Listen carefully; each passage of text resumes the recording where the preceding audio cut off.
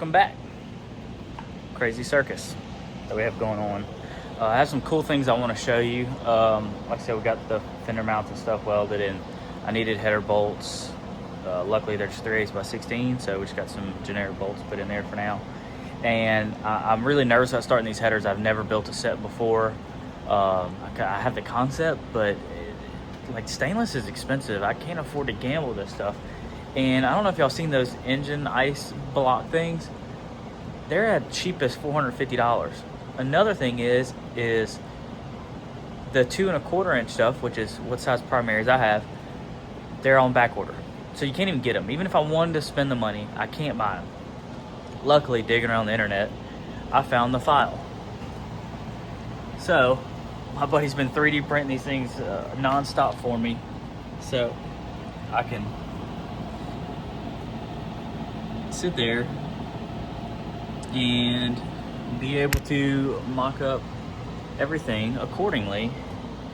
And also, I went a step further. I've been playing with Fusion, trying to get familiar with it, and I went in Fusion. I needed a bracket for the keypad, the fire pull handles, and the start-stop button, like the emergency kill button, the big button. And so this is what I came up with. This is the V2 option. Okay, see, it's got both my fire handles. One's for in the cab and one's for the engine bay, and the hole on the other side is for the e-stop button. And it fits great. I'm gonna try and design another bracket to come off of this, because I want it to mount to the shifter. Is it gonna work out like that? I'm really not sure. I have no idea what I'm doing. You know, I'm not gonna lie to you. I'll show you. I'll probably drop a little picture of what it looks like in Fusion, and I might even make a little video of me doing some stuff in Fusion so you can see.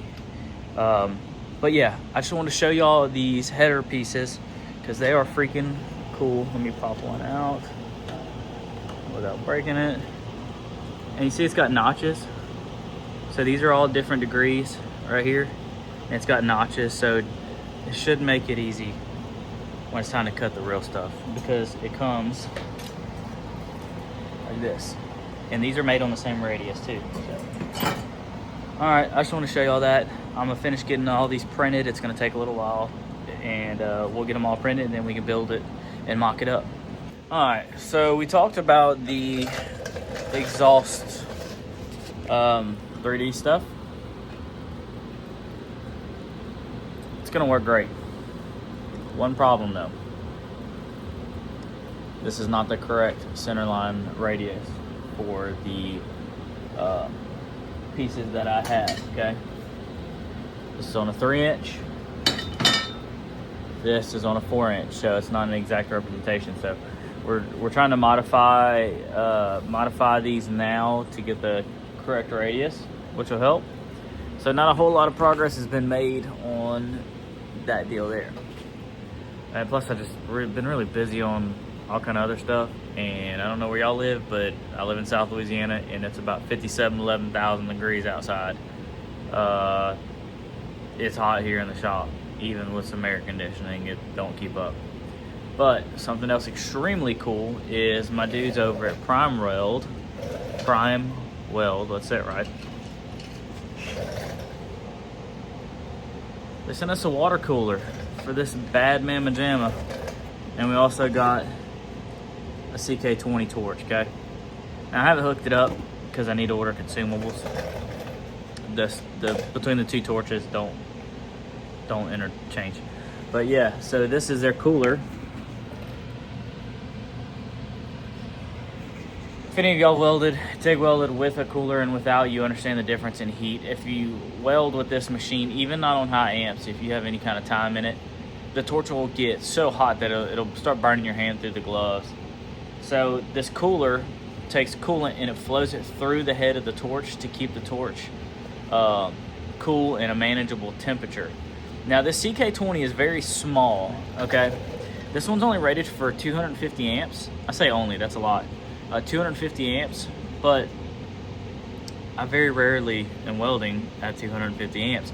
And I'd like to have the space. So this head of this thing is so tiny that I'll be able to get in tight spaces with it. So I'm very excited. We got the water for this. We got our torch. and I'm waiting on consumables, and I'm gonna go ahead and hook it up, and I'll let y'all know how it goes. This video is short and sweet. I'm sticking to my 1 week upload stuff. Sorry, not a lot of progress has been done. Been doing a bunch of 3D printing. Like, I'm trying to make these mock-ups to mount things, ECUs, keypads, fire suppression, e-stop buttons. I'm trying to make mounts for all that stuff, get them finalized so that I can find somebody with a CNC table to cut them out for me, and then we'll be back hitting the ground running. But we are coming up in our hot months here, so I slow down a little bit. I'm busy nonstop, for those of you that know me, but it's just hot. No excuse. It's just hot. But we are still trying. We just hit a little hiccup with those exhaust pieces. We're gonna try and get it figured out. Hopefully we do, and we'll be back on track. Because like I said, we can't gamble cutting these bends. And I'm still waiting on a jig. I got a jig from Central Tools, the people that make these little magnets right here. Those magnets are useful. And for those of y'all that never heard me talk about Central Tools, y'all should go check them out online. They have a lot of tube holders, clamps, center line, lasers, all that stuff they have there. Very nice, very affordable. And even to the point that they have a jig that they made that works with your Harbor Freight bandsaw. It bolts to your saw, and it allows you to clamp this tube in here. Okay, it's got a clamp, and you can set the angle or the degrees, and you'll be able to make a straight cut using the bandsaw. So, waiting on that to come in too, because that's going to be a key component for this.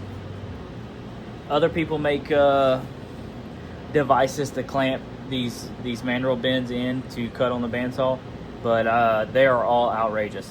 Central Tools was almost half the price. So, also waiting on that.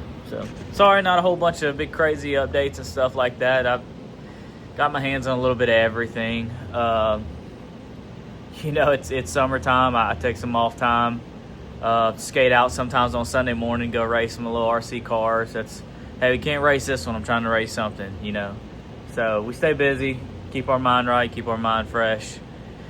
But that's it for this one. Hopefully we should have our little test pieces soon, and I can send them off, and we can really get some parts to keep the energy flowing. Hey, and as always, thank you to everybody. I appreciate all the subs, the follows, the comments, the likes, the dislikes. It doesn't matter. I appreciate y'all just checking it out, and hopefully I help some of y'all. All right, it's Sunday evening. It's gonna be a late upload. We did go racing. Took my Team Associated T6.4 and my Team Associated B74.2 four-wheel drive buggy. Go on and run at a local backyard carpet track. It's extremely awesome that we even have that here. He charges like $10, and he's got some pretty cool jumps and stuff. It's a little bumpy, so I'm trying to line out the setups, but there wasn't enough people today to do like any type of race, but we have a timing system and stuff. But I did manage to squeak off the quickest lap of the day, but my consistencies weren't really there. So, you know, practice makes perfect on these things. I'm still trying to dial it in for everything, but yeah, it was a good day. Still waiting on the jigs come in for the truck, and hopefully we'll be able to do a little bit more on that, but still racing related. Still like it. So anyway, all right, hey, as always, thank y'all, and y'all have a good week.